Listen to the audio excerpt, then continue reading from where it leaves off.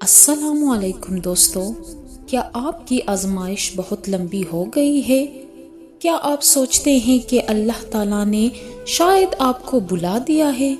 لیکن اگر میں آپ سے کہوں، ہر آزمائش کے اختتام پر اللہ اپنے خاص بندوں کو ایسے عظیم انعام دیتا ہے جو دنیا کی کسی دولت سے بڑھ کر ہوتے ہیں۔ شاید آج آپ کو اپنی تکلیف بے معنی لگ رہی ہو۔ اللہ اسی تکلیف کے ذریعے آپ کو اس مقام تک پہنچا رہا ہو جہاں آپ کبھی اپنے بل بوتے پر نہیں پہنچ سکتے تھے، کیونکہ اللہ اپنے صبر کرنے والے بندوں کی ایک بھی آنسو اور ایک بھی سچی دعا ضائع نہیں کرتا۔ سوال یہ ہے، وہ عظیم انعام کون سے ہے اور کیسے پتہ چلے گا کہ آپ کی آزمائش اپنے آخری مرحلے میں داخل ہو چکی ہے؟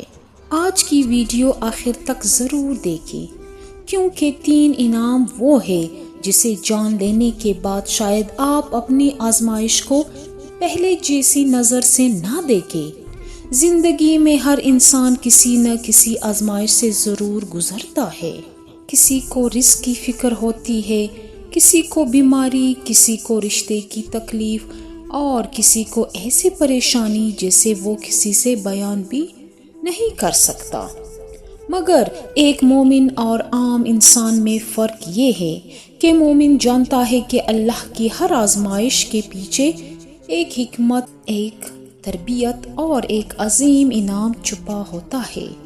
بعض اوقات ہم صرف اپنی تکلیف کو دیکھ رہے ہوتے ہیں، جبکہ اللہ ہماری شخصیت، ہمارے ایمان اور ہمارے مستقبل کو سنوار رہا ہوتا ہے۔ اسی لیے آزمائش کا مطلب یہ نہیں کہ اللہ ناراض ہے، بلکہ کئی مرتبہ یہی آزمائش اس بات کی نشانی ہوتی ہے کہ اللہ اپنے بندے کو پہلے سے کہیں بہتر بنانا چاہتا ہے۔ انبیاء علیہ السلام کی زندگیاں اس حقیقت کی سب سے بڑی دلیل ہے کہ جتنی بڑی آزمائش اتنی ہی بلند مقام۔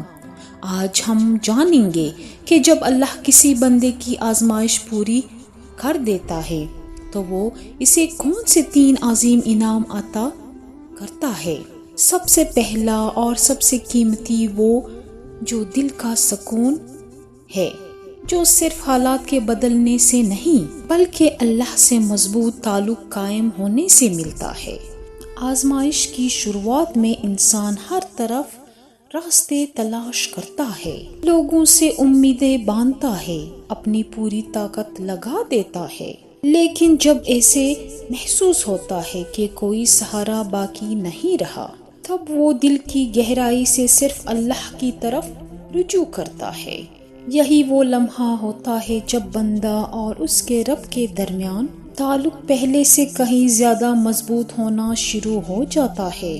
شروع میں یہی آزمائش دل کو بے چین کرتی ہے، راتوں کی نیند چھین لیتی ہے اور انسان بار بار یہی سوچتا ہے کہ آخر میرے ساتھ ہی ایسا کیوں ہو رہا ہے۔ لیکن جب وہ صبر اختیار کرتا ہے، اللہ کے فیصلوں پر بھروسہ کرتا ہے اور دعا کا دامن نہیں چھوڑتا، تو آہستہ آہستہ اس کے دل میں ایک ایسا اطمینان اترنے لگتا ہے جیسے الفاظ میں بیان کرنا آسان نہیں۔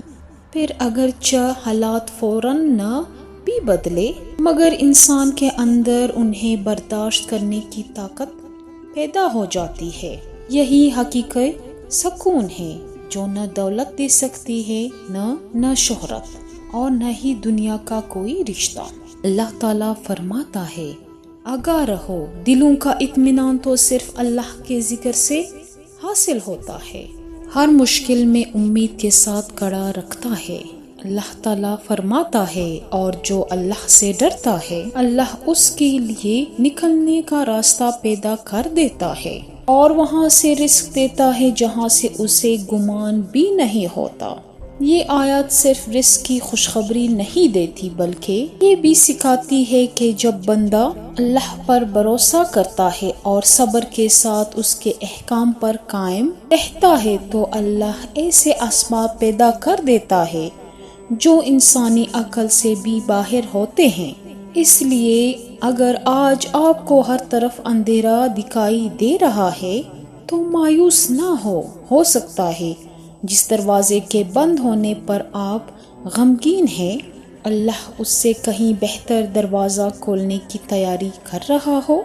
کبھی کبھی اللہ کی سب سے بڑی رحمت اسی راستے سے آتی ہے جس کا انسان نے کبھی خیال بھی نہیں کیا ہوتا۔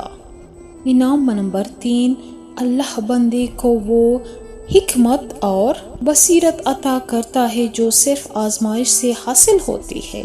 آزمائش ختم ہونے کے بعد اللہ کا ایک بہت بڑا انعام یہ بھی ہوتا ہے کہ انسان پہلے جیسا نہیں رہتا۔ شاید اس کے حالات بدلنے میں وقت لگ جائے لیکن اس کی سوچ سمجھ اور شخصیت ضرور بدل جاتی ہے۔ جو انسان کبھی چھوٹی چھوٹی باتوں پر گھبرا جاتا تھا وہ اب ہر معاملے میں اللہ پر بھروسہ کرنا سیکھ لیتا ہے۔ یہی وہ تبدیلی ہے جو آزمائش انسان کے اندر پیدا کرتی ہے۔ صبر کے ساتھ آزمائش سے گزرنے والا انسان جلد بازی چھوڑ دیتا ہے۔ وہ جان لیتا ہے کہ ہر چیز اپنے وقت پر ہوتی ہے، اس لیے وہ فیصلے بھی پہلے سے زیادہ سوچ سمجھ کر کرنے لگتا ہے۔